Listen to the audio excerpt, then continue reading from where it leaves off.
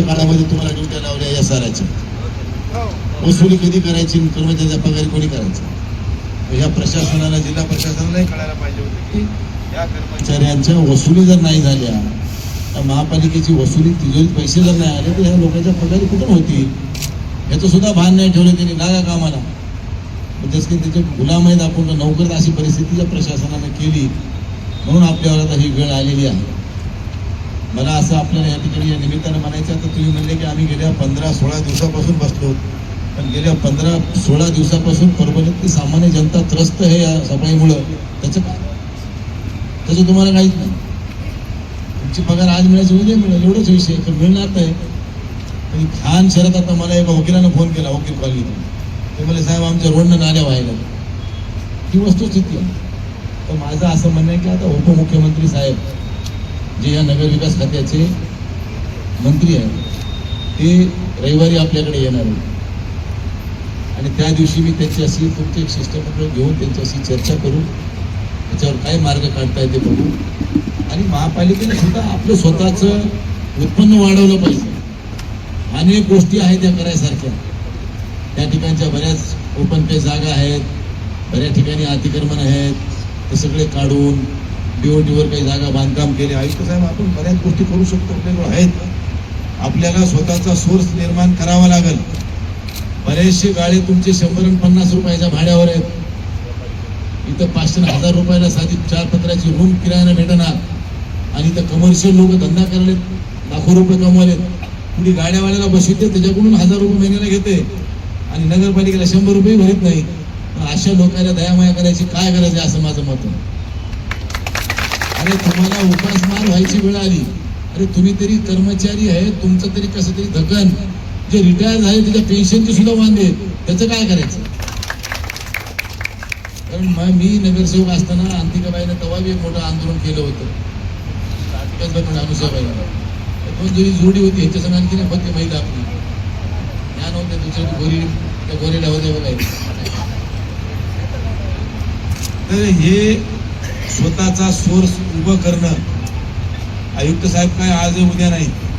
इथं कोणी आयुक्त पदावर 2 वर्ष येईल पुन्हा जाईल, पण महापालिकेच्या सर्व सन्माननीय सदस्याची, महापौर, उपमहापौर, स्टँडिंगचे चेअरमन, सर्व सभापती, सदस्य यांची नैतिक जबाबदारी आहे की या शहरामध्ये आपल्या महापालिकेचं उत्पन्न वाढवून आपण आपल्या ताकदीवर आपण या कर्मचाऱ्याचा पगार देऊ शकतो, एवढी तरी ताकद तुम्ही तुमची निर्माण केली पाहिजे. तुम्ही सगळ्या नगरसेवकांनी सर्वपक्षीय एक बैठक घ्यायला पाहिजे. आपसात बसून या सगळ्या गोष्टीवर काहीतरी तोडगा काढला पाहिजे. काही विभागामध्ये तुमच्या वसुल्या मोठ्या प्रमाणात बाकी आहेत. तुम्ही जर त्या सगळ्या विभागाला आता तुमचे कर्मचारी पाठवले तर कर्मचारी म्हणजे संपावर आहे आम्ही. अरे जे वसुलीतले विभागातले कर्मचारी आहेत त्या लोकांना रोडवर काढा. एक 15 दिवसामध्ये त्यांना वसुली करायची ताकीद द्या. आणि जे जे मोठे मोठे ठोक रकमावाले आहेत तेवढ्याची एक यादी काढा आणि तेवढ्या लोकांकडून 100% नाही भरील, 50% भरील, पण तुमच्याकडं 4-2 कोटी रुपये जमा झाले तर या लोकांच्या पगारी होतील. या लोकांना सुद्धा भेटी धरण्याचा उपयोग नाही ना. शेवटी बघा त्यांची उपजीविका पगारीवर अवलंबून आहे. 1 महिन्याची पगार नाही आली, उदरपादार आणून ते कशी तरी टाकतील. 2 महिन्याची नाही, 3 महिन्याची नाही, 4 महिन्याची नाही, 5 महिन्याची नाही, तरी जगायचं कसं? मोठे लोक बोंबलेले आम्हाला पैसे पुरवणार म्हणून, मग गरिबाने काय करायचं? त्याची तर तुम्ही जे मिळाले हक्काचे ते सुद्धा द्यायला तयार नाहीत. ही सगळी जबाबदारी महापालिकेची आणि महापालिकेचा हे गलतान कारभार या सगळ्या गोष्टीला जबाबदार आहे. मी असं या ठिकाणी नावादानी बोलतो. त्यामुळे आयुक्त साहेबांनी बाकी सगळ्या गोष्टीला बाजूला ठेवाव्यात. काही तुम्हाला कलेक्टर साहेबाकडं, कमिशनर साहेबाकडं काही अडचण असेल तर आम्हाला सांगा, परंतु तुम्ही वसुलीच्या बाबतीत सक्तीनं वसुली करा. कोणी असेल, छोटा असो मोठा असो, कोणी काय असेल, वसुली करून तुम्ही पैसे तुमचे सोर्स निर्माण करा. ज्या महापालिकेच्या काही जागा आहेत तिथं भाडेवाढीचा निर्णय तुम्ही तात्काळ का घेत नाही महापालिकेत? तुम्ही कोणाची वाट बघता? माझा तुम्हाला प्रश्न आहे. महापौराला आहे, आयुक्ताला बी आहे. भाडेवाढीचा विषय कशात रुकलाय? का तुम्ही लोकांचं चांगलं लांबून चालन करता? हे का तुमचे जावई आहेत का? अरे बकरी अगर घास से दोस्ती करेगी तो खाएंगी क्या? भूखी मरेगी ना.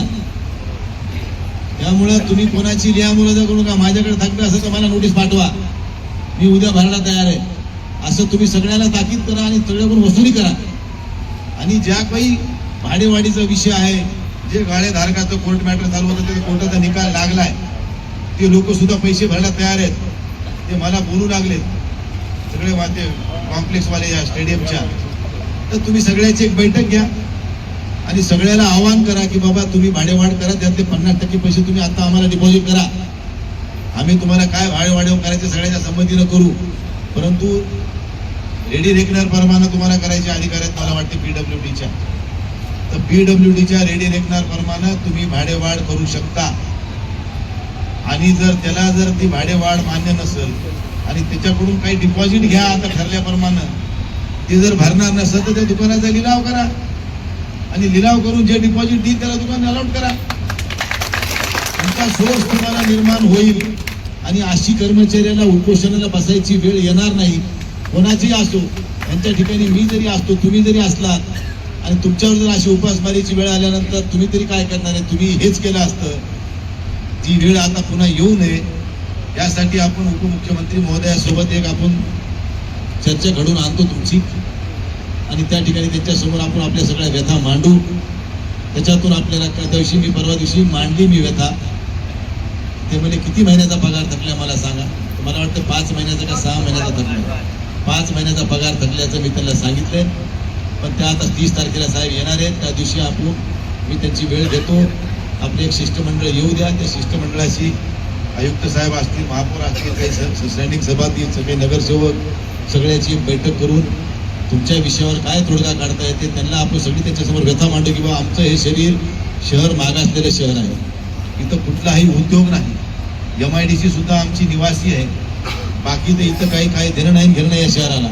त्यामुळे या शहराची सगळी उपजीविका सरकारच्या भरोश्यावर होती. पण महापालिका झाल्यापासून सरकारनं हातोवरी केली आहेत आणि आमचा उत्पन्नाचा सोर्स नसल्यामुळं आम्हाला या ठिकाणी उपासमारीची वेळ आलेली आमच्यावर.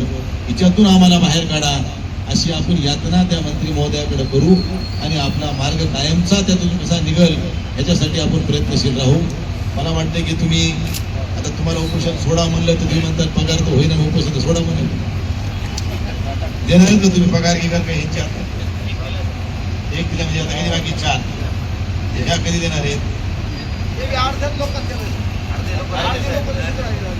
आता काय तुमच्याकडे काही इकडे तिकडे काही डिपॉझिट मागचे पुढचे काही टेंडर मध्ये काही भरलेल्या जुने तुम्ही घेत होते पैसे काही ते जमा झाले, काही टेंडर फीस गोळा करत होते तुम्ही सगळ्या. तुम्ही पहिले वॉटर सप्लायला काही नावाखाली पैसे गोळा करत होते, काही 5% लोक वर्ग ती कुठे आहे गेली मी.